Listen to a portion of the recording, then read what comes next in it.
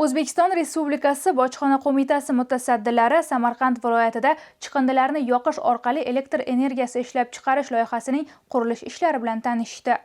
Uchrashuv davomida qurilish ishlarining joriy holati, Xitoydan olib kelinayotgan zamonaviy texnologik uskunalarni tezkor bojxona rasmiylashtiruvidan o'tkazish, tovarlarning tashqi iqtisodiy faoliyat tovar nomenklaturasi kodlarini to'g'ri belgilash hamda loyihani amalga oshirish jarayonida yuzaga kelayotgan amaliy masalalar atroflicha muhokama qilindi.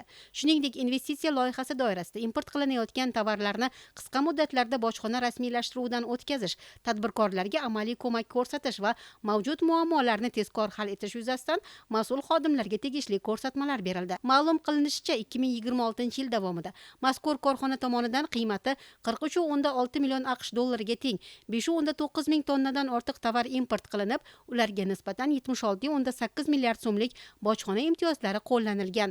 Uchrashuv doirasida mas'ullar umumiy qiymati 150 million AQSh dollarini tashkil etuvchi loyihaning qurilish maydonini ham ko'zdan kechirdi. Loyiha to'liq ishga tushgach, zavodning yillik elektr energiyasi ishlab chiqarish quvvati 240 million kilovatt soatni tashkil etishi, hududning energetika salohiyatini yanada oshirishi hamda yangi ish o'rinlari yaratilishi kutilmoqda. Mazkur loyiha mamlakatimizda investitsiya muhitini yanada yaxshilash, yirik sanoat korxonalarini qo'llab-quvvatlash va bojxona xizmatlarining tadbirkorlik subyektlari uchun qulayligini ta'minlash yo'lida amalga oshirilayotgan ishlar samarasining yana bir amaliy ifodasi hisoblanadi.